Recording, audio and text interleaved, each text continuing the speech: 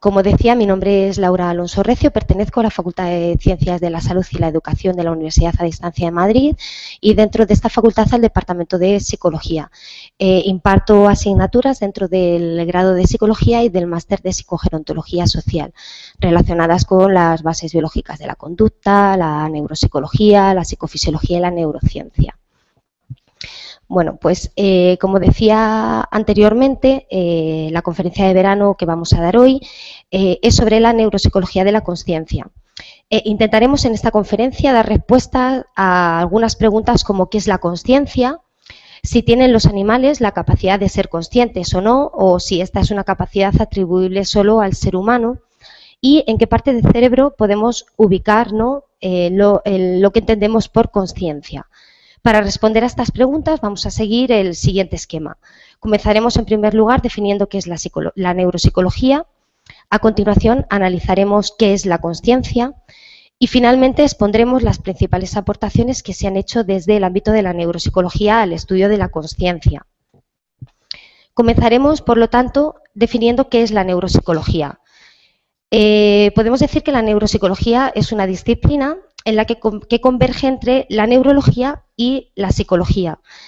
Esta neuropsicología estudia los efectos que una lesión, daño o funcionamiento anómalo en diversas estructuras del sistema nervioso central causa sobre determinados procesos cognitivos, psicológicos, emocionales y del comportamiento individual.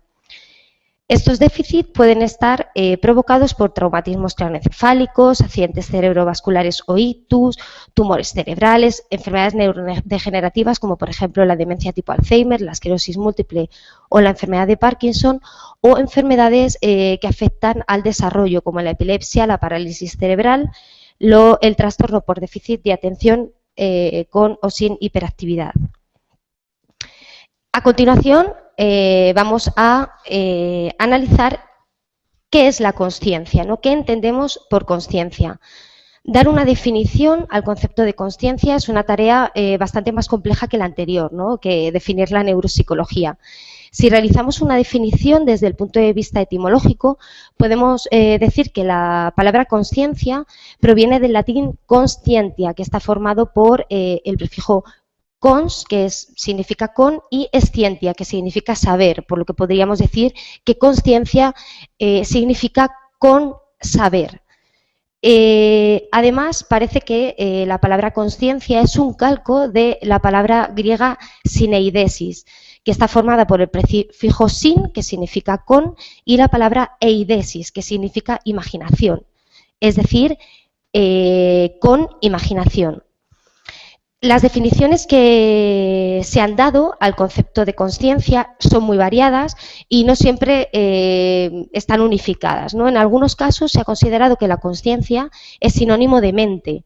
Sin embargo, dentro de los procesos mentales es posible encontrar tanto procesos conscientes como procesos no conscientes. Luego, no podemos decir, ¿no?, que pueda ser un sinónimo correcto, ¿no?, en este caso.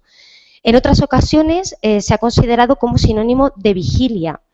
Sin embargo, estar despierto no es lo mismo que ser consciente de algo, en el sentido de apercibirse, ¿no?, de darse cuenta de algo. Es decir, es necesario, es verdad, estar despierto para ser consciente, pero se puede estar despierto y no ser consciente. Por último, también se ha considerado que la consciencia puede ser sinónimo de autoconsciencia. Sin embargo, la consciencia parece que implica no solo el ser consciente de uno mismo, sino también ser consciente del entorno. Teniendo en cuenta lo anterior, autores como Tirapu y colaboradores han distinguido dos tipos de consciencia. Por un lado, estaría la consciencia que ellos consideran primaria, que definen como la capacidad de estar consciente. Es lo que se tiene cuando se está despierto, se pierde al dormir, bajo anestesia o en estados de coma. En este caso, la consciencia primaria se asemejaría a la vigilia. En este caso, podríamos considerarla como sinónimo de vigilia. Por el otro lado, consideran otro tipo de consciencia, que sería una consciencia secundaria, que definen como la capacidad de ser consciente, ya no estar consciente solo, sino ser consciente. Esta sería la capacidad de percibirse a uno mismo y al entorno. Se considera que es una capacidad superior y en este sentido se ha relacionado directamente con el lenguaje. De tal manera que si esto es así, entonces el ser consciente estaría restringido únicamente a aquellas especies que poseyeran un sistema de lenguaje. Claro, teniendo en cuenta esto, es decir, que los procesos conscientes pueden estar restringidos a aquellas especies que posean un sistema de lenguaje, numerosos investigadores han intentado responder a la pregunta de si tienen o no tienen lenguaje los animales. Por ejemplo, el premio Nobel Carbon Freeze, analizando el comportamiento de las abejas, descubrió un sistema de comunicación que se ha dado a conocer como la danza de las abejas. Con esta danza, las obreras orientan a sus compañeras hacia las fuentes de provisión de néctar que han localizado previamente. Lo que observó von Fries es que cuando una abeja regresa a la colmena, empieza a realizar una danza que consiste en girar primero hacia la derecha, luego girar hacia la izquierda, y con esto parece que informa de que ha encontrado flores de las que extraer néctar. Al parecer, el mayor o menor vigor de la danza depende de que el contenido en azúcar sea superior o inferior al 40%. La abeja es capaz además de indicar la situación del lugar del hallazgo, ¿no? Y lo hace en relación con el sol mediante una corta carrera emprendida al acabar la danza. Si en esta carrera ella baja verticalmente frente al panal, indica que hay que volar en dirección recta alejándose del sol. Mientras que si se desvía hacia la izquierda de la vertical, esto quiere decir que hay que volar con un ángulo similar. Y así sucesivamente para cualquier posición. Este sería un ejemplo de un sistema de comunicación detectado en especies animales como la abeja. En primates se ha observado también, por ejemplo, que los monos verdes de África Oriental emiten unas llamadas sonoras distintas según los predadores amenazantes. En particular, emiten tres tipos de llamadas, según el depredador sea un leopardo, un águila o una serpiente. Cada llamada además desencadena su peculiar respuesta de huida, de tal manera que, por ejemplo, los gritos de alarma que denuncian la presencia de un leopardo provocan que los monos verdes trepen a los árboles, ¿no? A donde quedan a salvo del ataque de estos felinos. Por otro lado, las alarmas que avisan del vuelo próximo del águila les induce a mirar hacia arriba o correr hacia los matorrales para, de nuevo, quedar a salvo de las águilas. Y por último, al oído de las alarmas de serpientes, se levantan sobre las patas traseras y observan el herbaje, ¿no? Para comprobar por dónde se acerca. A continuación voy a poner un pequeño vídeo en el que se representa esto que acabo de comentar. En este vídeo, como os decía, se representan estas señales de alarma que emiten los monos verdes de África Oriental.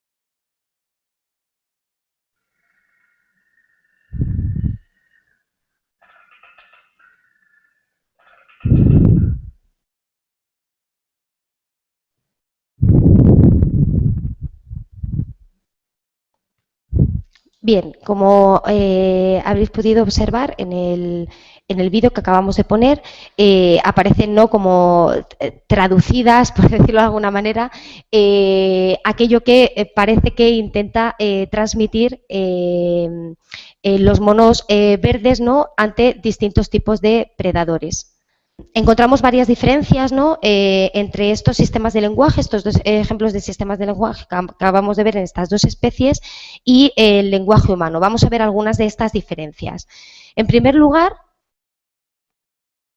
parece que el número de elementos que pueden compartir tanto las abejas como los monos verdes es limitado, mientras que en el caso del ser humano este es capaz de comprender y producir un número infinito de enunciados.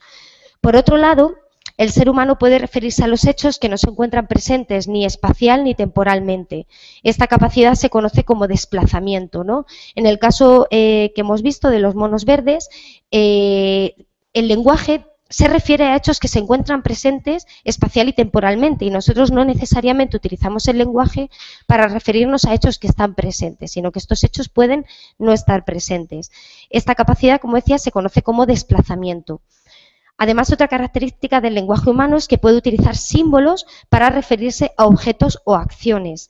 Los elementos del signo no dependen de la naturaleza, ¿no?, de la realidad a la que se refieren, a diferencia de la velocidad de la danza de la abeja, que refleja de modo directo la distancia a la que se encuentra en néctar.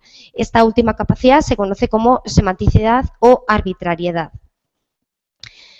En cualquier caso, y con independencia del lenguaje, muchos investigadores han analizado diferentes comportamientos animales con el objetivo de comprobar si estos son conscientes de sí mismos y del entorno.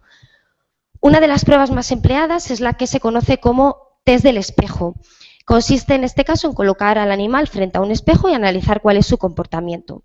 Lo que se ha observado con esta prueba del test del espejo es que diferentes especies, como perros o gatos, ¿no?, por poner un ejemplo, se comportan como si lo que tuvieran frente a ellos fuese la imagen de otro congénere. Es decir, no reconocen la imagen reflejada como propia.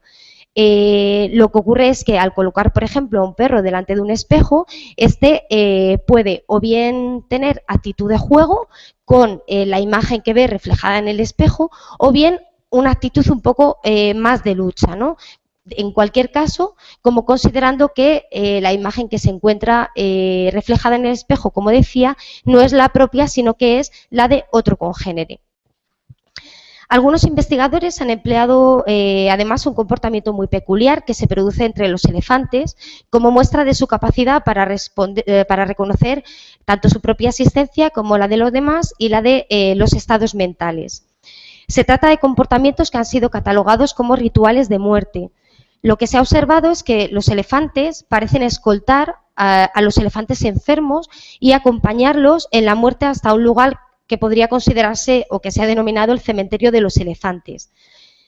Sin embargo, muchos investigadores han argumentado que estos cementerios no existen y que lo que ocurre en realidad es que en periodos de sequía los animales se van concentrando en lugares en los que quedan las últimas reservas de recursos, como por ejemplo agua o alimentos, donde los elefantes se van debilitando y muriendo.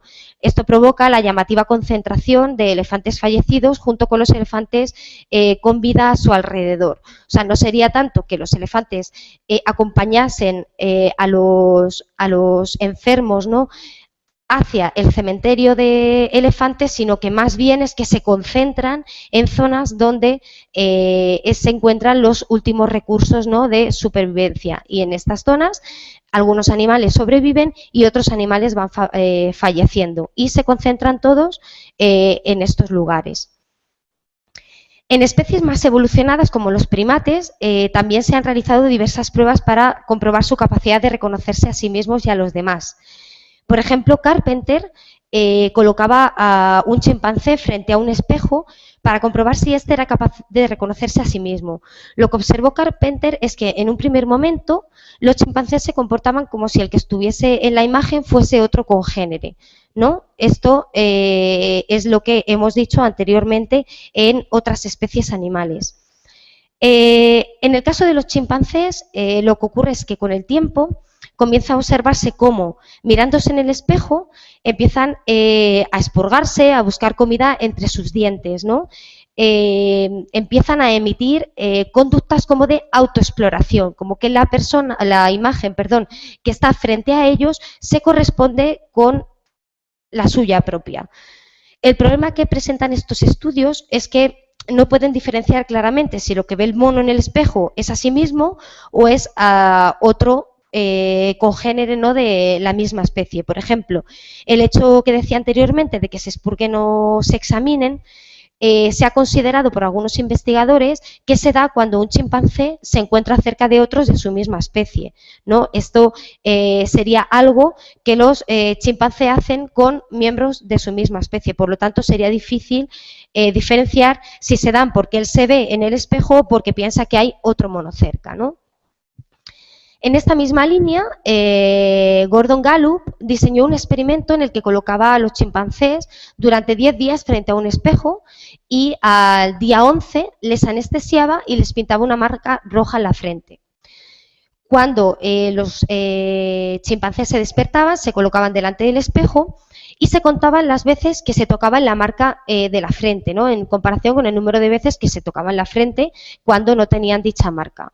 Lo que observó Gallup fue que los chimpancés se tocaban la frente más veces cuando tenían la marca que cuando no la tenían, por lo que él consideraba que el hecho de que se fuese a tocar la marca que estaba viendo frente al espejo, ¿no? En la imagen reflejada en el espejo, y se la tocasen a sí mismos, quería o indicaba que el chimpancé en realidad estaba considerando que la imagen reflejada era la suya propia.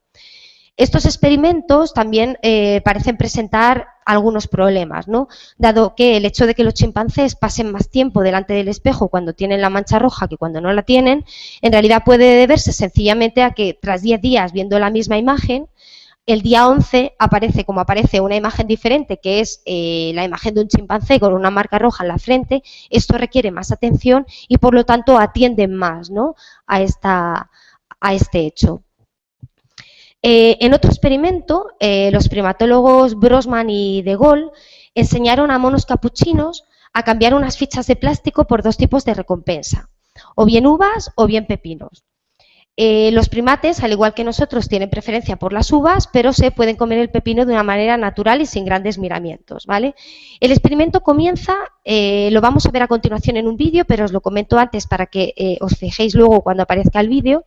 El experimento comienza con el intercambio de la ficha por un trozo de pepino a uno de los monos capuchino. En el siguiente paso se introduce la condición que han denominado de injusticia, en la que el experimentador solo da una uva a uno de los dos monos capuchino. Lo interesante del caso es que cuando ven el mono capuchino que no ha recibido la uva, ve que el compañero recibe una recompensa mayor, cuando llega su turno, rechaza el pepino y se niega a realizar el intercambio, arrojando, como veréis a continuación, el alimento fuera de la instalación y mostrando conductas que nos recuerdan de alguna manera a la indignación humana. Como digo, vamos a ver un ejemplo de este experimento, lo vamos a ver reproducido en un vídeo.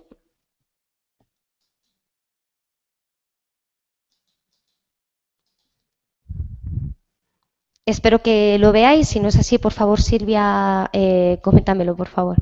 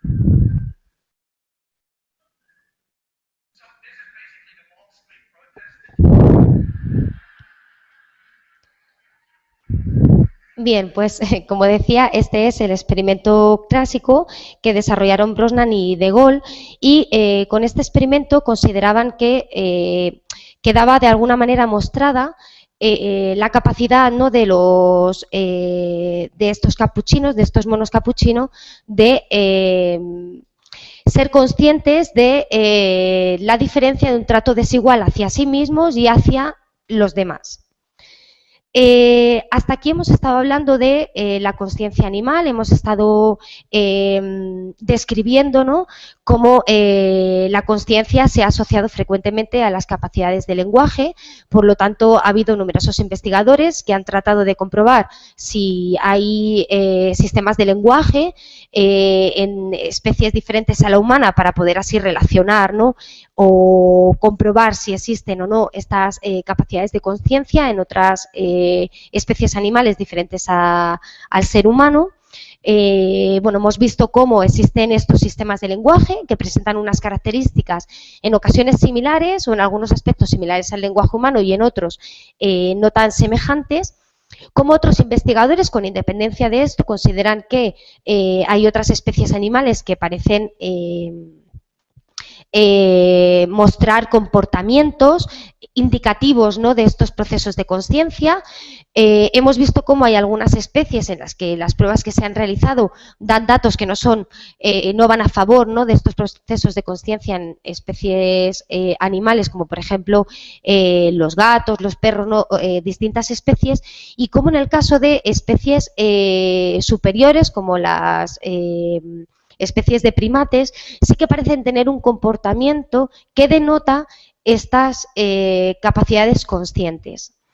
A partir de ahora, ¿no?, vamos a hablar de lo que se ha observado en humanos para poder saber un poquito más qué es esto de la consciencia, ¿no?, qué entendemos de la consciencia.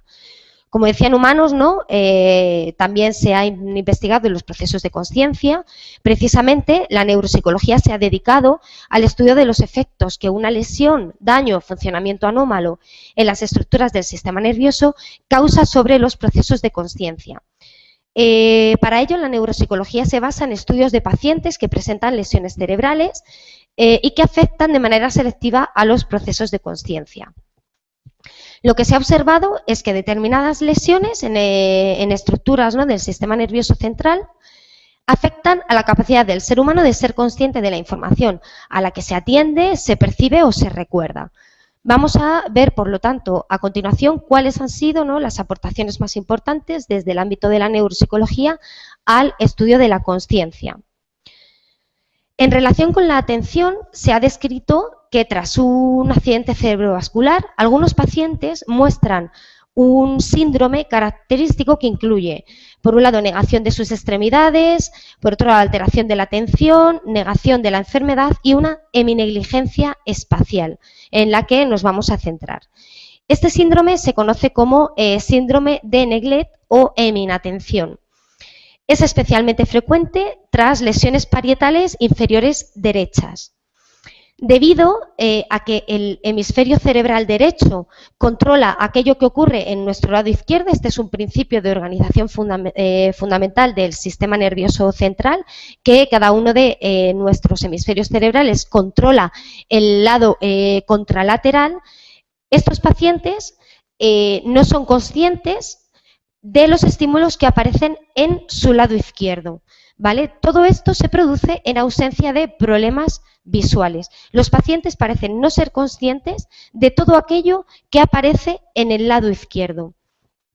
Debido a esto, la información que los pacientes son capaces de atender se restringe a aquello que se presenta en su lado derecho, omitiendo todo lo que aparece en el izquierdo.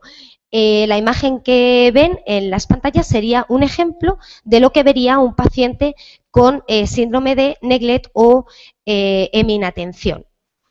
Del mismo modo, si le pedimos a un paciente, por ejemplo, que copie una serie de dibujos, lo que observamos es que únicamente copia aquello que aparece en su lado derecho y omite toda la parte izquierda del dibujo. Aquí tienen varios, una bicicleta, un reloj, una casa y un gato. Si le presentamos los dibujos completos, lo que el paciente es capaz de dibujar es solo aquello que se encuentra en su lado derecho. No es consciente de todo aquello que está en el lado izquierdo del dibujo.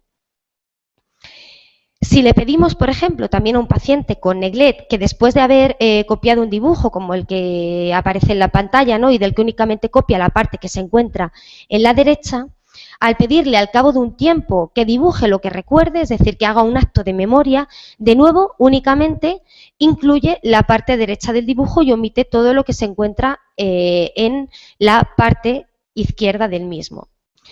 Finalmente, como curiosidad, en estos pacientes con neglect, lo que ocurre es que incluso cuando se le pide a un paciente que imagine que se encuentra de frente, ¿no?, a un sitio que es conocido para él y nos describa qué es lo que está viendo en su imaginación, solo es capaz de describirnos aquello que en su imaginación aparece en el lado derecho. O sea, esto no solo ocurre con aquello que el paciente está percibiendo directamente de la realidad, sino de aquello que está también imaginando. En su imaginación únicamente es capaz de atender o percibir aquello que se encuentra en el lado derecho y no es consciente de todo aquello que se encuentra en el lado izquierdo.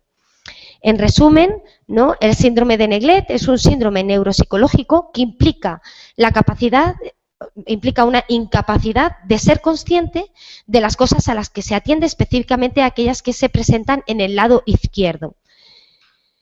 En relación con la atención, se ha descrito en pacientes con lesiones occipitales bilaterales, es decir, de aquellas regiones más posteriores de nuestro cerebro, la aparición de una ceguera cortical bilateral. Los pacientes, ¿no?, a simple vista, parecen no percibir ningún estímulo que se presente en su campo visual. Sin embargo, lo curioso es que a pesar de esta ceguera cortical, se ha observado que los pacientes son capaces de percibir, aunque no sean conscientes de ello. Por ejemplo, Schumann y colaboradores observaron que niños con lesiones extensas de la corteza occipital eran capaces de responder a las expresiones faciales del evaluador. Esto es muy curioso, dado que esta ceguera cortical bilateral en principio iría asociada a una incapacidad de percibir cualquier tipo de estímulo. Sin embargo, estos investigadores observaron que al mostrar ellos una serie de expresiones faciales delante de los niños evaluados, estos niños respondían a estas expresiones. Si la expresión era de alegría, los niños sonreían; si era de tristeza, los niños se ponían tristes. ¿No? Es curioso cómo, a pesar, ¿no?, de esta incapacidad para percibir, en realidad parece que queda un residuo no perceptivo que hace que los pacientes estén percibiendo, aunque no sean conscientes de ellos. Para confirmar la capacidad perceptiva, ¿no?, esta capacidad perceptiva residual, podemos basarnos en lo que nos dicen los propios pacientes, ¿vale? En este sentido, se ha observado, por ejemplo, que si presentamos a un paciente con ceguera cortical una pelota y le preguntamos qué ve, el paciente indica que nada. Sin embargo, si lanzamos la pelota hacia el paciente, este realiza movimientos para intentar alcanzarla. Es curioso porque, en el fondo, está demostrando que el paciente está percibiendo esta pelota, sin embargo no es consciente de lo que está viendo. Otros investigadores, como Gelder y colaboradores, describieron un caso de un paciente conocido como TN, que presentaba también una ceguera cortical bilateral. Cuando se le pedía al paciente que recorriese un pasillo lleno de obstáculos, sorprendentemente, y a pesar de que el paciente afirmaba que no veía nada, era capaz de recorrerlo sin tropezarse con ninguno de los obstáculos. De nuevo, nos encontramos ante un caso de un paciente con una ceguera cortical que parece percibir, pero no es consciente de esto. Con respecto a la memoria, también se han observado alteraciones relacionadas con los procesos de consciencia. En este sentido, se ha observado que, como consecuencia de lesiones temporales, los pacientes presentan lo que se conoce como el síndrome amnésico, que es una incapacidad para recordar nuevo material. Si le pedimos a un paciente, por ejemplo, que trate de recordar una lista de palabras como la que están viendo ahora mismo en la pantalla, la cantidad de palabras que el paciente es capaz de decirnos es muy limitada, ¿vale? Tenemos un conjunto de palabras, se las decimos al paciente, le pedimos que intente memorizarlas y en una fase posterior de recuerdo, cuando le pedimos que nos diga las palabras que es capaz de recordar, el número de palabras es muy pequeña. Sin embargo, y esto es lo curioso, de nuevo, si le pedimos al paciente que intente completar palabras, a partir de las primeras sílabas que le damos, sorprendentemente emplea las palabras que se le han aportado en la lista anterior para completar aquellas que empiezan por las mismas sílabas. Lo que nos dicen estos resultados, ¿no?, es que las palabras que le presentamos en la lista parece que se encuentran almacenadas en su sistema de memoria, aunque el paciente no es capaz de acceder a ellas. Es decir, no es consciente de que estas palabras se encuentran en su almacén y, por lo tanto, no puede decírnoslas. Finalmente, y también hablando de la consciencia en humanos, vamos a describir un caso especial de síndrome neuropsicológico que también cursa con alteraciones en los procesos de consciencia. Se trata del síndrome que se conoce, viene del inglés de split brain, y en español se ha traducido como cerebro dividido. Para entender las consecuencias que produce este síndrome hay que tener en cuenta algunos aspectos. En primer lugar, que el cerebro se encuentra formado por dos hemisferios cerebrales. Estos hemisferios cerebrales se encuentran unidos entre sí por medio de un haz de fibras conocido como cuerpo calloso, ¿vale? Lo ven en pantalla, el cuerpo calloso es un haz de fibras que une los dos hemisferios cerebrales.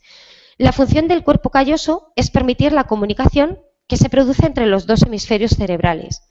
Cuando este cuerpo calloso se destruye, lo que aparece es un síndrome de desconexión interhemisférica, es decir, los dos hemisferios cerebrales dejan de estar comunicados entre sí.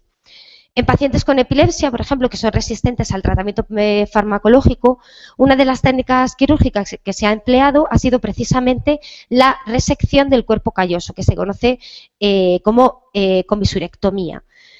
El objetivo de esta resección del cuerpo calloso en pacientes con epilepsia era que las descargas eléctricas que se iniciaban en un hemisferio cerebral no se propagasen al otro hemisferio a través del cuerpo calloso, ¿no? Lo que hacían era desconectar un hemisferio y otro hemisferio, o sea que aparecía un síndrome de desconexión interhemisférica. En segundo lugar, hay que tener en cuenta uno de los principios básicos de organización del sistema nervioso que ya hemos comentado anteriormente, ¿no? Según este principio, la información que recibe cada uno de los hemisferios cerebrales proviene de lo que ocurre en el lado contralateral, es decir, el hemisferio derecho controla lo que ocurre en el lado izquierdo y el hemisferio izquierdo controla lo que ocurre en el lado derecho, ¿no? En la imagen se muestra cómo en el lado derecho aparecen unos árboles y es procesado por el lado izquierdo de nuestro cerebro, mientras que en el lado izquierdo de la imagen aparece una casa que es procesada por el lado derecho de nuestro cerebro. O sea, existe una contralateralidad. Por último, otro aspecto importante es el de la dominancia hemisférica. Seguramente muchos de ustedes ya hayan oído en alguna ocasión que parece que cada uno de los hemisferios cerebrales está especializado en un tipo de capacidad diferente, ¿no? Aunque esto es una simplificación de la realidad, lo cierto es que parece que cada uno de los hemisferios cerebrales es al menos dominante, aunque como digo, no responsable único, no dominante para ciertas funciones cerebrales. En este sentido, parece que el hemisferio izquierdo es dominante para todas aquellas funciones que tienen que ver con el lenguaje, ¿no? Con las capacidades del lenguaje. Mientras que el hemisferio derecho parece ser dominante para todas aquellas funciones que requieren actividades visoespaciales o visomanipulativas, todo lo que tiene que ver con el espacio y con la manipulación. Teniendo en cuenta esto, ¿no? estos tres aspectos, podemos entender ya los hallazgos que se han obtenido en pacientes epilépticos a los que se les ha seccionado el cuerpo calloso y que por lo tanto presentan este cerebro dividido, esta desconexión interhemisférica. Los experimentos más importantes que se han realizado en pacientes con cerebro dividido fueron llevados a cabo por Sperry. En uno de sus experimentos clásicos, Sperry usaba un taquitoscopio para presentar información a uno y otro hemisferio. Cuando se presentaba una palabra, por ejemplo, la palabra cara al lado derecho de un punto de fijación, la información viajaba al hemisferio izquierdo, que como hemos dicho es dominante para el lenguaje, y cuando se le preguntaba al paciente qué era lo que había leído, decía que una cara.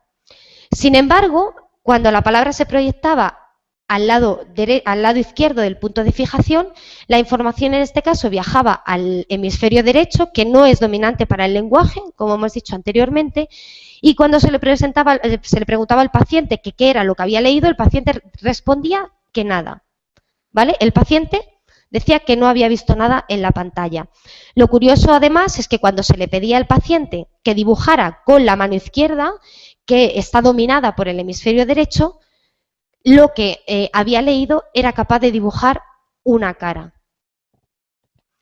Como vamos a ir viendo en los siguientes experimentos, ¿no?, realizados por Sperry, parece que ambos hemisferios realizan su función de manera separada y no existe una comunicación entre los dos, de tal manera que lo que ve el hemisferio izquierdo no lo conoce, ¿no?, el hemisferio derecho, y viceversa. Es decir, no son conscientes cada uno de los hemisferios de lo que está viendo el hemisferio contralateral. Veamos el siguiente experimento realizado por Sperry. En este experimento, Sperry hacía aparecer por un instante dos palabras diferentes en una pantalla, estando el paciente con los ojos fijos en un punto medio. De este modo, cada hemisferio recibía una imagen diferente. El hemisferio derecho captaba así la imagen correspondiente al lado izquierdo de la pantalla, es decir, una llave, mientras que el hemisferio izquierdo captaba lo que estaba situado en el lado derecho de la pantalla, es decir, un anillo. Si se le preguntaba al paciente, pues este daba diferentes respuestas, ¿no? Si se le pedía, por ejemplo, que nombrase lo que había visto en la pantalla, el hemisferio izquierdo, dominante para el lenguaje, decía que había visto un anillo. Si a continuación se le pedía al paciente que metiese la mano izquierda, que está controlada, como decíamos, por el hemisferio derecho tras una cortina para coger el objeto que había visto, identificándolo al tacto entre un grupo de objetos que incluían, entre otros, una llave y un anillo, el paciente, curiosamente, escogía la llave. Si el experimentador en este punto le pedía al sujeto que dijera lo que tenía en la mano detrás de la cortina, el paciente parecía mostrarse confuso, ¿no?, por un momento y responder anillo, ¿no?, porque la pregunta era una pregunta verbal dominada por el izquierdo y lo que había visto el hemisferio izquierdo era el anillo. En este caso, el hemisferio derecho, sabiendo que la respuesta era errónea, ¿no?, porque para él lo que había visto era una llave, y claro, careciendo de suficientes palabras como para corregir al hemisferio izquierdo, que es lingüístico, continuaba el diálogo haciendo que el paciente sacudiese la cabeza. Es curioso, ¿no?, como respuesta, el hemisferio izquierdo, que es verbal, se preguntaba en voz alta, ¿por qué estoy sacudiendo la cabeza? ¿No? El paciente mostraba una confusión porque de alguna manera, con cada una de las tareas que le pedíamos, si era nombrar, dominada por el hemisferio izquierdo, y si era coger, dominada por el hemisferio derecho, el paciente observaba un error, pero no era capacidad en un caso de verbalizarlo, ¿no?, y en otro caso de corregirlo mediante la manipulación, porque cada uno de los hemisferios, como decíamos anteriormente, parece, ¿no?, que recoge un tipo de información concreta y el hemisferio contralateral no es consciente, ¿no?, de esta información. El último experimento que voy a mostrar, realizado también por Sperry, empleó figuras quiméricas formadas por dos mitades de dos caras diferentes. En el ejemplo que he puesto en la pantalla, ¿no?, aparece una imagen que está formada por la mitad derecha de un gato y la izquierda de una oveja. Lo que le ocurría a personas con cerebro dividido es que no eran capaces de notar este artificio, ¿no? Cada uno de los hemisferios cerebrales veía una cosa diferente. El hemisferio izquierdo veía, en este caso, un gato y el hemisferio derecho veía, en este caso, una oveja, ¿no? Pero Sperry fue más allá. Primero les pedía a los pacientes que dieran una respuesta verbal acerca de lo que habían visto, ¿no? Dado que, como hemos comentado ya en los experimentos anteriores, el hemisferio izquierdo parecía ser dominante para las funciones del lenguaje, el paciente decía que veía la mitad de la imagen que correspondía a ese hemisferio, ¿no?, es decir, la imagen derecha, que es un gato. Luego se le pedía que señalara con la mano izquierda la imagen que había visto, escogiendo entre un grupo de imágenes presentadas, dado que la mano izquierda está controlada por el hemisferio derecho, la imagen que señalaba se correspondía con ese hemisferio, es decir, con la que aparecía en su campo visual izquierdo, que en este caso es una oveja. Si tomamos todos estos experimentos realizados por Sperry en conjunto, lo que nos muestran, como hemos ido diciendo, es que en situaciones en las que se produce una desconexión entre el hemisferio derecho y el hemisferio izquierdo, cada uno de los hemisferios parece no ser consciente de lo que ocurre en el hemisferio contralateral. En resumen, ¿no? Y teniendo en cuenta las preguntas con las que iniciábamos esta conferencia, podemos concluir que, por un lado, podemos definir la consciencia como la capacidad de percibirse a uno mismo y al entorno. Todavía, ¿no?, existen dudas sobre si estas capacidades están presentes en diversas especies animales o si únicamente están presentes en el ser humano. Quedan muchos interrogantes todavía por resolver en este sentido. Por otro lado, hemos visto que la neuropsicología ha abordado su estudio de forma científica y ha aportado datos de interés. Así, ¿no?, la neuropsicología, centrándose en el estudio de pacientes con lesiones cerebrales, ha observado que diversos síndromes neuropsicológicos producen alteraciones en diversos procesos de consciencia. Además, y esto lo podemos deducir, ¿no?, de los estudios que hemos ido exponiendo, lo que se ha observado es que estas alteraciones en los procesos de consciencia se asocian a lesiones de diversas regiones del neocórtex. Este neocórtex es la parte del córtex que se encuentra más evolucionada, es la parte más superficial, como ven en la imagen, ¿no?, toda la zona que está representada por ese color marrón, ¿no?, color carne, es la zona más evolucionada, ¿no? Si los procesos de consciencia, claro, dependen de estas estructuras, ¿no?, de las estructuras más corticales, más neocorticales, entonces podríamos considerar que la consciencia podría estar presente únicamente en aquellas especies que posean esta neocorteza. Como decimos, es una estructura que ha ido filogenéticamente evolucionando, que en la especie humana se encuentra muy desarrollada, pero que en especies distintas a la humana no se encuentran tan evolucionadas. De hecho, si observamos los sistemas nerviosos de distintas especies, podemos observar que la neocorteza se encuentra muy desarrollada, por ejemplo, en los primates. Como decíamos, destaca su desarrollo en el Homo sapiens, pero en otras especies esta neocorteza no está tan desarrollada. De ahí que muchos investigadores consideren que son precisamente aquellas especies que presentan una neocorteza desarrollada las que podrían, ¿no?, poseer estas capacidades de consciencia.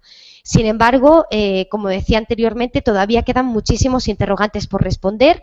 La neuropsicología continúa, ¿no?, realizando numerosos estudios, pero la consciencia es abordada desde muchas disciplinas, entre ellas, como vemos, una importante, la etología, que hemos estado viendo todos los experimentos realizados con animales, con el objetivo de poder dar, si se puede, una respuesta a qué es la consciencia realmente y si esta consciencia se encuentra presente tanto en el ser humano como en otras especies distintas. Y bueno, esto era todo lo que quería comentar en esta conferencia de verano. Les doy las gracias por su atención y bueno, si alguno está interesado, esperamos verles como alumnos en UDIMA. Muchísimas gracias.